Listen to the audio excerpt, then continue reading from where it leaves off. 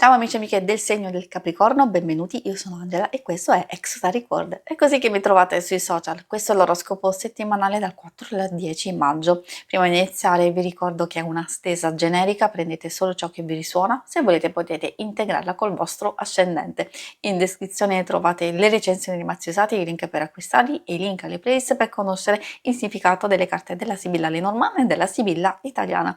Vi invito a iscrivervi e abbonarvi al mio canale per sostenere il mio lavoro. Vi ringrazio moltissimo se lo farete o lo avete già fatto. E adesso iniziamo la lettura. Partiamo prima di tutto dalle energie principali, i segni zodiacali da attenzionare e poi vedremo l'amore, le relazioni, il lavoro e le finanze.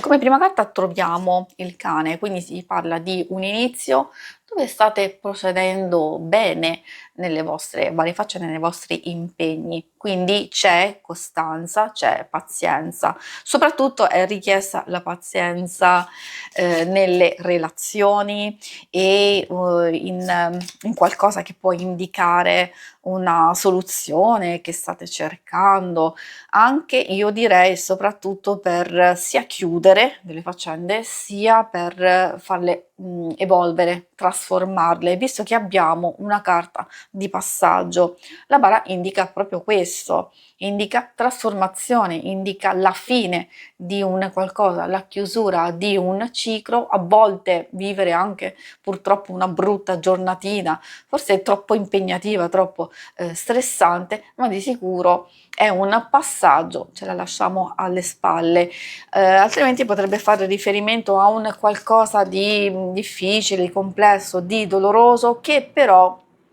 è un passaggio determinante perché poi starete molto meglio e magari veramente c'è proprio la fine dove poi troviamo la carta dei pesci che indica soddisfazione, indica dei riscontri positivi, indica anche l'arrivo di miglioramenti, di un guadagno, di tante cose che secondo me possiamo accogliere, soprattutto per le questioni più pratiche e lavorative. I segni zodiacali da attenzionare sono principalmente quelli di fuoco, Ariete, Leone e Sagittario, abbiamo un pochetto anche quelli di acqua, Cancro, Scorpione e Pesci. E adesso procediamo con l'ambito amore. Ambito dedicato principalmente alle coppie e ai single. È ovvio che per chi non è interessato o chi vuole anche delle informazioni per amicizia e famiglia, e questa è la lettura giusta perché possiamo trovare proprio di tutto. Ovviamente alcune cose che dirò le dovete adattare a quello che vivete. Troviamo la rosa molto positiva, anche il tulipano e direi il girasole. Quindi queste sono carte che ci aiutano a capire che qualcosa procede bene, che c'è un'intesa profonda, duratura, si possono trovare delle soluzioni insieme, quindi vuol dire che le cose funzionano proprio nel verso giusto.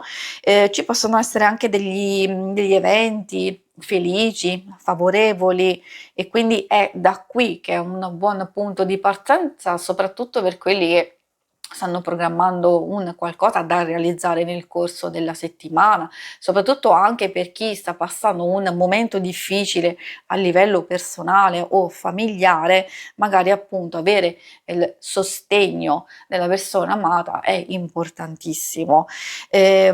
O se avete altre tipologie di difficoltà, però si vede proprio questa bellissima intesa e questo vale anche per le relazioni in genere, magari se c'è qualcosa che non va, queste possono indicare finalmente riappacificazione, chiarimenti, mentre per i single vogliono dirvi che alcune cose sono in via di sviluppo e di evoluzione.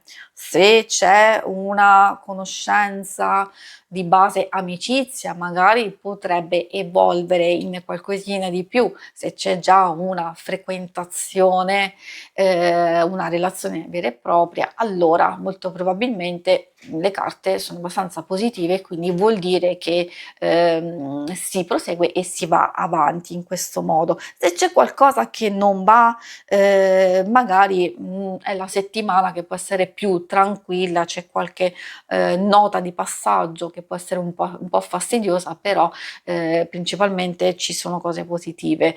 Per chi non ha nessuno, queste possono indicare voglia e desiderio comunque di aprirsi, di socializzare, e ci sono delle nuove situazioni che effettivamente potrebbero essere molto stimolanti per voi. Soprattutto il sole indica le possibili conoscenze, anzi poi abbiamo anche il tulipano che può indicare una persona che mostra interesse nei vostri confronti. Si parla di dichiarazioni, dipende, adesso le cose sono un po' cambiate, dichiarazione può voler dire magari qualcuno che si fa sentire insistentemente, qualcuno che vi chiede di uscire, qualcuno che in qualche modo si mostra in modo molto molto gentile e attento. Poi troviamo Imeneo, Gran Signore, per le questioni più pratiche. Ecco, qui, come vi dicevo, c'è qualcosa che vi impensierisce, c'è qualcosa che forse non funziona proprio per il verso giusto, ma voi lo farete funzionare come si deve. Quindi magari alcune cose hanno solo bisogno di tempo di maturare, di realizzarsi, ma comunque siete nel percorso giusto. Essendo una carta che può sembrare negativa, ma ha tutto il contesto abbastanza positivo, vuol dire che c'è un passaggio importante, determinante del vostro percorso. A volte può indicare la firma di un contratto, l'acquisto di una casa o la vendita, oppure tante altre circostanze riguardo a un contratto lavorativo, o possibili investimenti, magari accogliere delle proposte interessanti nel proprio ambiente, o anche per chi è alla ricerca, magari finalmente c'è la possibilità di un cambiamento importante inteso come proposta, come nuovi progetti, nuovi accordi.